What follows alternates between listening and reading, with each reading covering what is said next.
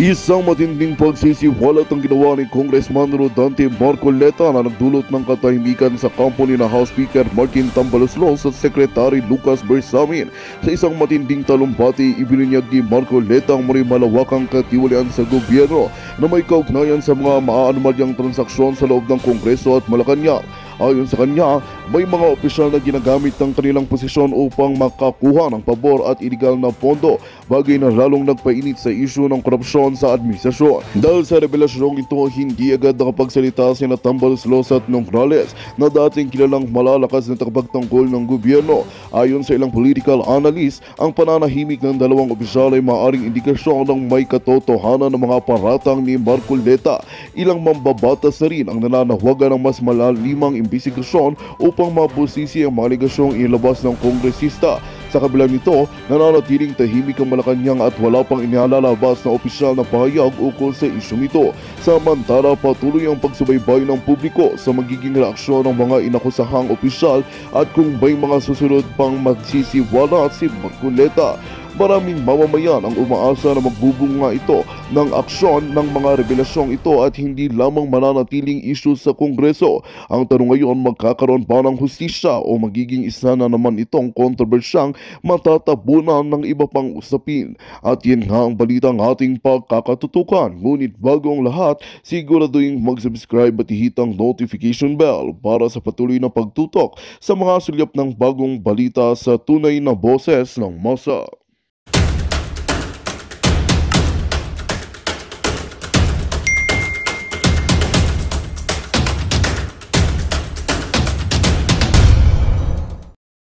Nung maliit, yung underprivileged na sinasabi natin, talaga namang kapag hindi mo isiniayos ang pagpapatupad ng batas, talagang marami ang hindi nabibiyayaan at hindi naipapairal ng pantay-pantay ang batas. Kahit ano ka pa, mayaman ka man, mahirap ka, halimbawa ay ano man ang kalagayan mo o ang kulay ng balat mo.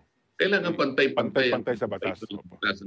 Walang lamangan, walang dayaan, at wala na yung palakasan. Sapagkat yan ang basihan para sa pagpapaunlad at pagbangon ng isang bansa.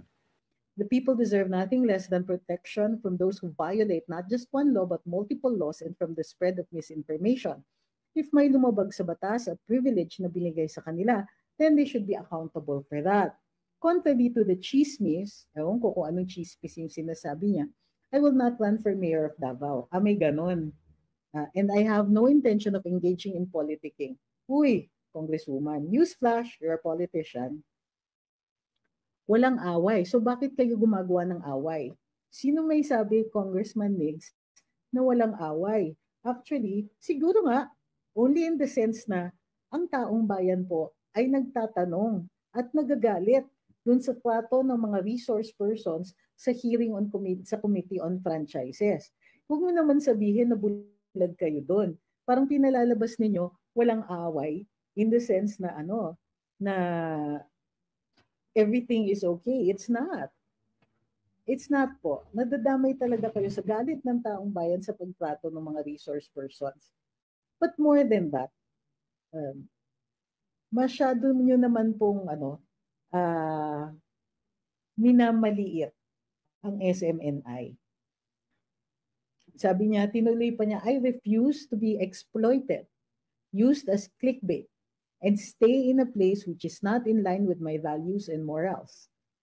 Sure, ma'am. Pero who is exploiting you? Sino bang gumagamit sa inyo ng clickbait? Bakit? Masama po bang punahin yung dismal na sagot ninyo, kumbaga dismal performance, doon sa pagsasagot ninyo sa mga katanungan ni Karen Davila? Maaari naman siguro magkomento ang taong bayan dahil unang-una, public figure ka. Pangalawa, very public yung interview ninyo. Pangatlo, hindi naman po sikreto na talagang all in, all out ang inyong partisipasyon sa Committee on Franchises. Sayang, kasi sa tingin ko, maganda naman po ang inyong pagtatanong doon sa sa committee hearing. Pero tila nawala yata lahat ng inaral ninyo nung kayo ay tinatanong ni Karen Davila. Lalong-lalo na't nung tinatanong niya, paano naging ano ba yun? National security ang issue ng travel fund ng speaker. Lalong-lalo na't ang publiko ang nagtatanong. O, tuloy natin. Sabi niya, the resolution to urge NTC to suspend the operations of SMNI has already been adopted by the House, and we have yet to see how NTC will act upon this. Unang-una, Congresswoman Nograles, alam niyo naman, wala kaming away sa inyo. Pero alam din po namin na ang resolution ng Kongreso ay isang expression po ng sense ng Kongreso. Ngayon, maaaring i-transmit ninyo yan sa NTC at pwede naman pong walang action talaga ang NTC dahil hindi naman po ito petisyon o reklamo na kailangan ng aksyon. Ito ay resolution na nag-e-express ng sentimiento ng House. At least yun ang basa namin. Meron po bang mas matinding paliwanag dito? Sabi niya, I will continue my service to the people through PBA programs, projects, and services despite the constant harassment and attacks to silence me. Harassment. Sana po niliwanag tayo ni Congresswoman kung ano yung mga komento na tingin niya ay harassment. O ano yung mga instances na sinasabi niya na siya ay hinaharas. Attacks to silence her. Silence? Ma'am, Congresswoman po kayo. Kung kung may magsa-silence sa inyo, ay malamang taong mas makapangyarihan kaysa sa aming mga ordinaryong taong bayan. Sabi niya, huwag magpabudol, huwag makinig sa chismis. Si ma'am naman, nakibudol naman po kayo. Wala naman pong nagpapabudol. Lahat naman po ng tao na nagkokomento ay base dun sa kanilang pagpapanood ng interview ninyo. So hindi po budol yun, napanood nila eh. After that, she wishes us all a peaceful, blessed, and happy holiday season. Amping kanunay. Tama ba yung pag-pronounce ko? Nung nagsulat ang mga PMA alumni ng kanilang manifesto, hindi lang po isa ang ni-request nila. They requested also yung pagbabalik o pagsasoli ng integrity ng Kongreso. Ibig sabihin, kailangan ang pag-handle nila ng hearings, halimbawa in aid of legislation, ay may respeto sa taong bayan, hindi yung ganyan. At saka parang kitang-kita naman masyado yung kanilang pagmamalabis, kumbaga, o yung impression ng pagmamalabis. Bukod pa dito, yun nga, yung reactions nila sa kanilang mga resource persons, ilang taon na nating napapansin yan.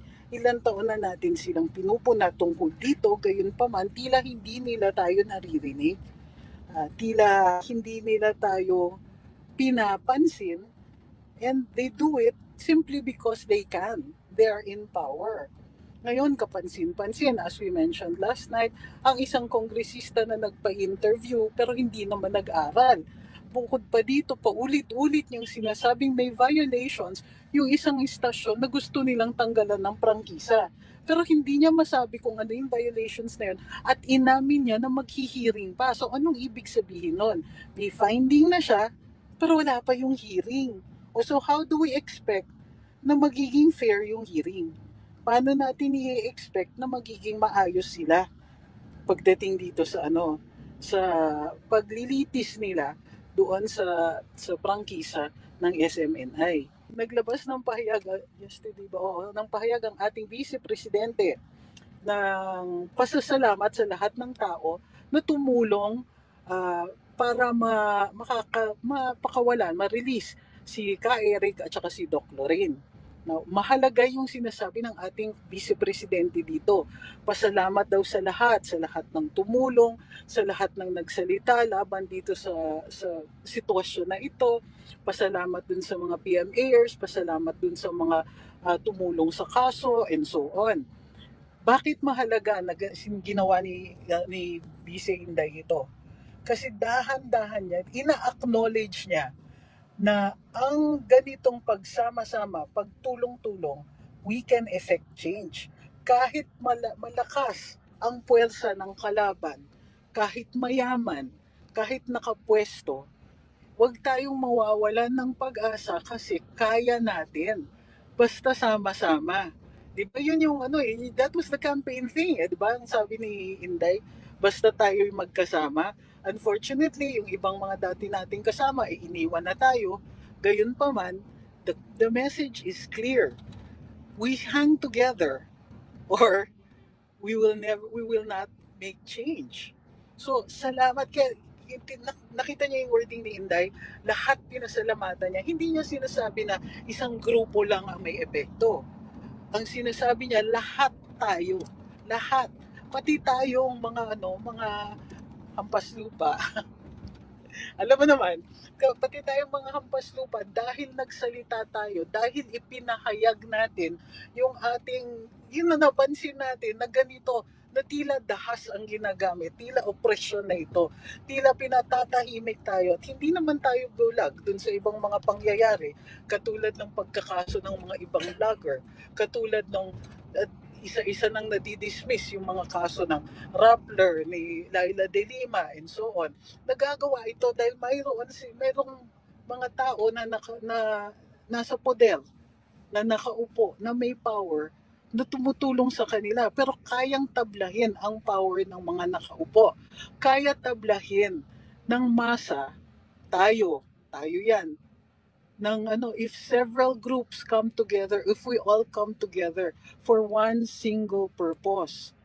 Salamat dun sa mga PMA alumni na walang takot na isinulat, naglagda talaga sa manifesto na sila po ay tutol sa ganitong pangyayari at nagdidemand ng mas maayos na response o mas maayos na pamamalakad dun sa mga kongresista natin.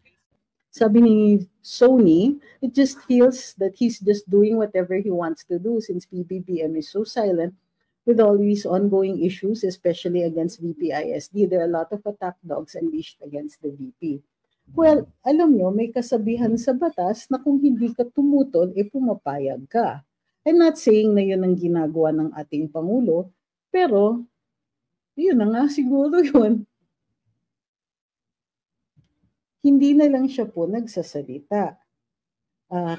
Kanina, sa Karambola, pinag-usapan din ni Boss Jonathan De La Cruz, ang bagong aksyon ng ating Pangulo.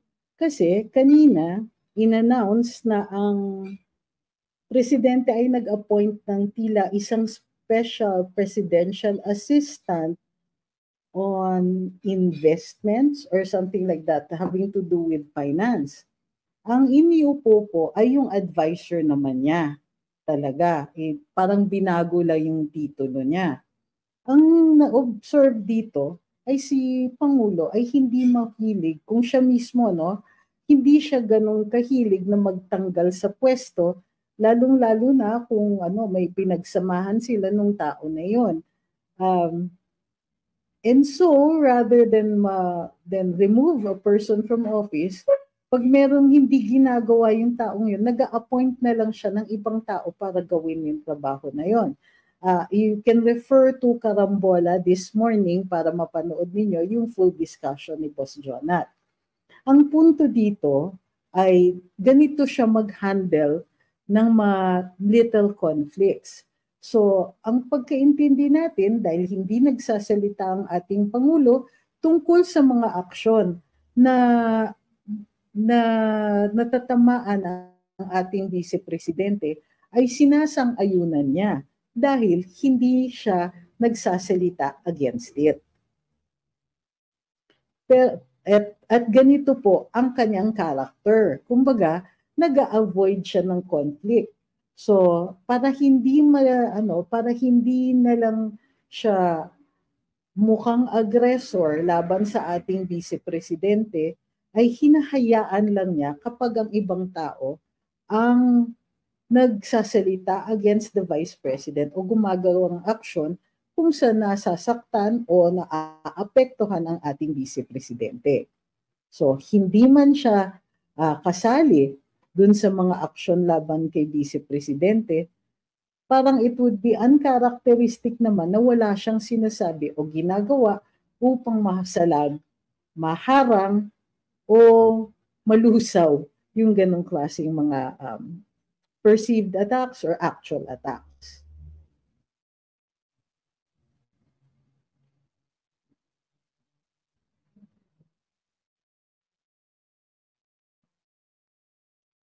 Sabi ni A.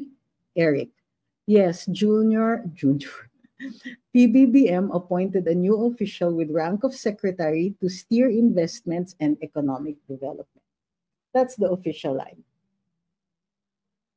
Okay.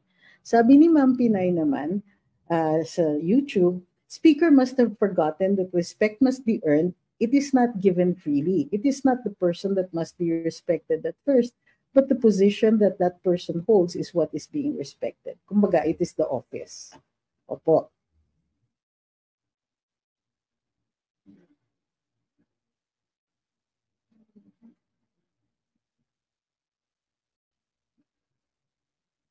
Sabi naman ni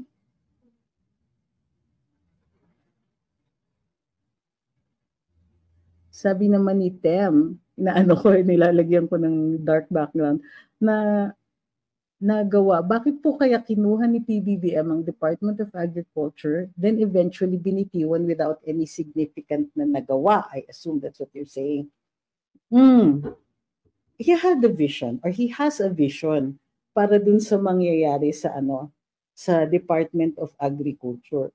Unfortunately, ang tingin ko dyan ay sobra siyang busy. Kasi nakailang beses lang siya nakadalaw sa opisina ng Department of Agriculture. Hindi naman, nasa Quezon City yun. So, ang tingin ko is that dahil sa kabisihan, sa dami siguro ng ginagawa at naiisip o sa iba-ibang departamento na kailangan niyang tuunan ng pansin, kinulang yung kanyang pagtutok sa Department of Agriculture. Gayunpaman, siguro rin nagtagal yung paghahanap niya ng kahilinhina niya o papalit sa kanya. At totoo lang, historically, ang dami talagang problema ng Department of Agriculture. Kung kaya't, tama rin naman po kayong magtaka bakit hinawakan niya, binitiwan niya, tapos hindi maliwanag kung ano yung mga nabago doon. Posible namang problema ng komunikasyon yun, may nagawa pero hindi natin alam dahil hindi na ilalabas, or totoo yung nakikita ng taong bayan na wala namang significant na nagawa.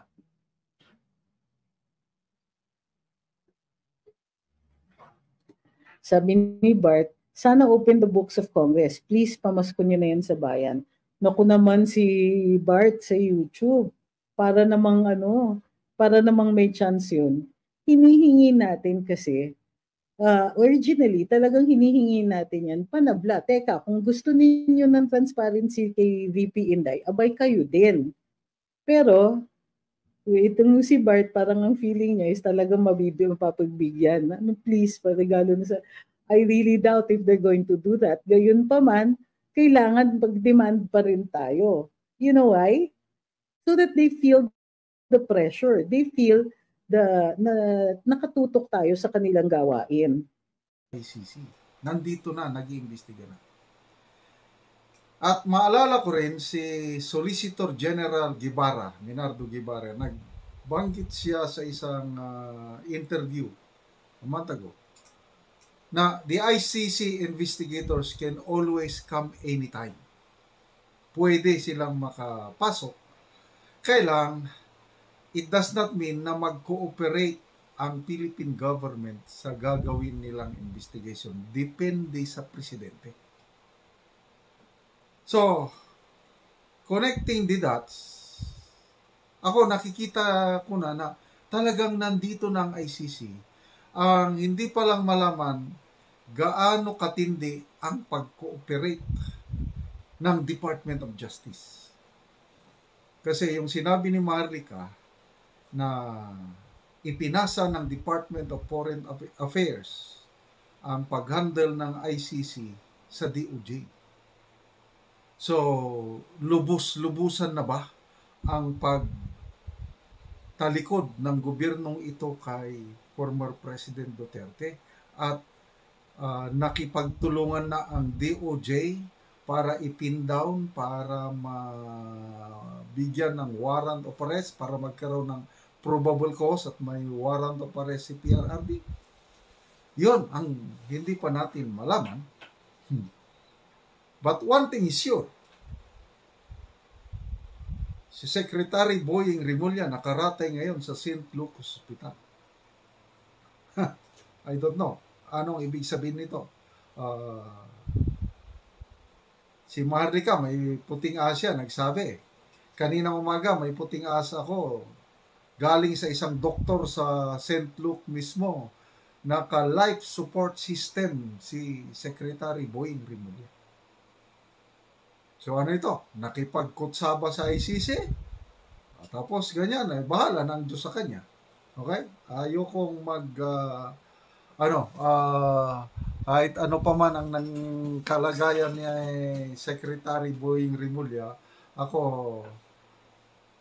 my prayer pa rin is maka-recover siya. Kailangan ang Diyos, bahala rin kung anong gagawin niya. Basta, lahat po ng ginagawa natin, lahat po ng motibo sa ating puso, nakikita ang Diyos.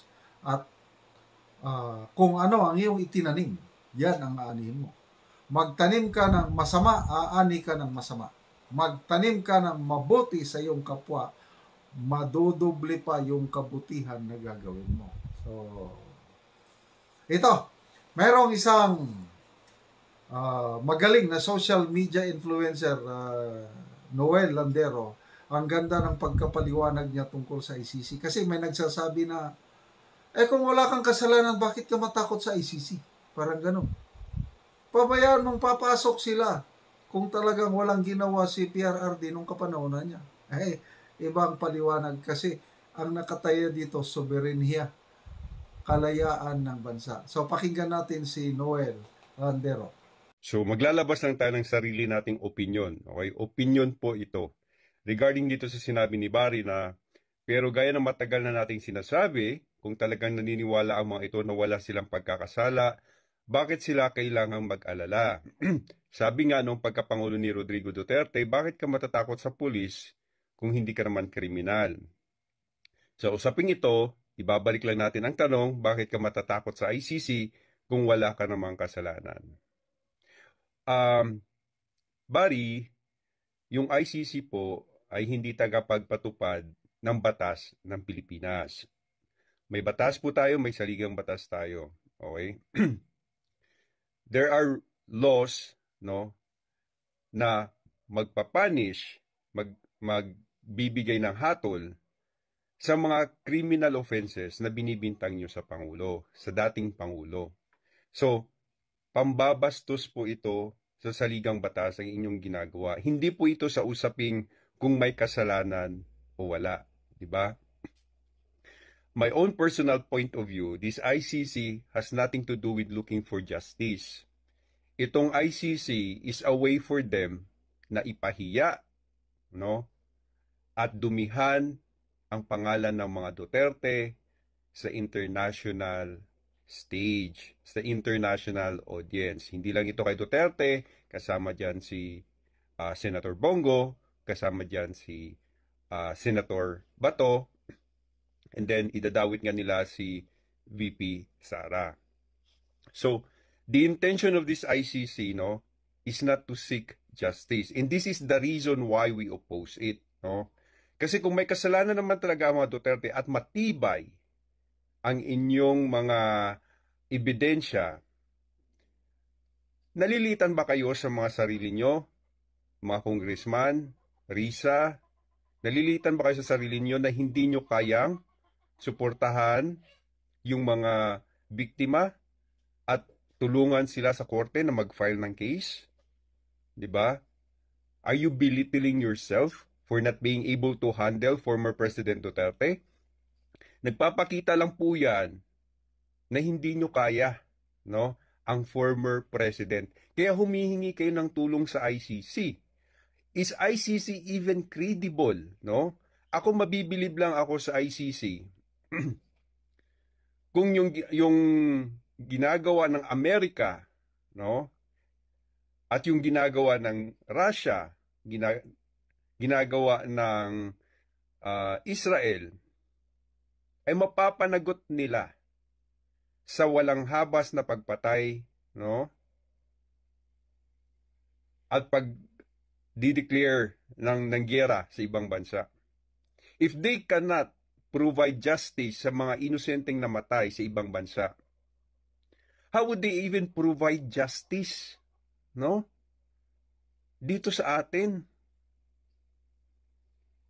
Why are you so bilib kayo sa ICC na hindi nga nila ma-resolve na napakaraming problema na ibang bansa? Diba? For me, you will be just using the ICC para siraan ang mga Duterte. And I am questioning now, no? President Marcos, why are you allowing this in your administration? Kasi kayong mga Marcoses, ginawa na to sa inyo dati, di ba? Ang dami-daming kaso binato sa inyo for 30 years. You should know the feeling. Okay lang sana kung yung balikan nyo is yung mga Aquino at yung PCG, no? Nahagain ng mga kaso sa inyo. Pero bakit nyo ngayon ang ginagawa sa inyo dati dito sa mga Duterte? This ICC case will just what? Drag down the Dutertes to cases, no? Pabalik-balik sa kaso. And then what? Our country is not actually progressing because mga away na ng mga pamilya, away na ng mga politiko ang pinagtutuunan natin ng pansin. Yun ba ang pagmamahal nyo sa bayan? Ganon nyo ba kamahal ang Pilipinas na dinidisregard nyo na ang Pilipinas? Kasi mas inuuna nyo yung mga personal nyong agenda, mas inuuna nyo yung pagkamkam ng kapangyarihan.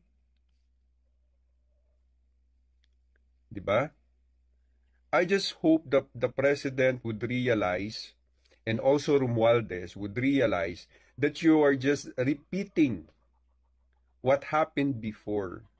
Kung anong ginawa sa inyo ng mga Aquino, ginagawa nyo rin sa mga Duterte. And does that make you better? No? You should be better. And you should realize how it is for decades na ginaganyan kayo. So I just hope, no, na hindi matuloy itong ICC. But if ever mang matuloy, no, at ikulong si FPRRD sa napaka baseless na dahilan, just like what you did with Ka Eric and Miss Lorraine Badoy, hindi lang ang PMA years, no, ang maglalakas ng loob na makikipaglaban para idepensahan at isulong ang saligang batas at ang konstitusyon ng Pilipinas. Taong bayan na po. No? Taong bayan na. So, kung magkakaroon man ng gulo, magkakaroon ng total revamp of the Constitution, then good. But if possible, we don't want gulo. Pero kung talagang ito yung gusto nyo, at kung magkaroon man ng revolution, magkaroon ulit ng pagbabago sa Constitution, it's not on us. It's on you. No? You are asking for this, and the people will give it to you kapag hindi kayo tumigil. The people will go out on the street. We will never allow the best president of this country to be treated like animal. Because he is the only president who has care for us. And he is the only president that we have felt who made the real change for decades. Ang dami niya pong ginawa sa Pilipinas. And if you're gonna disregard that because of your political agenda, we will have no choice but to go out on the street and we will defend the best president that we have in our Magandang balita ang hatid namin sa inyo ngayong araw. Sa pagtatapos ng aming balitaan, nagbigay kami ng mga mahalagang impormasyon. Maraming salamat sa pagtutok at pagsuporta sa aming programa. Huwag kalimutang manatili sa mga susunod na araw para sa mga bagong balita at mga kwento na dapat nating abangan. Mula sa Boses ng Masa, magandang araw, Pilipinas!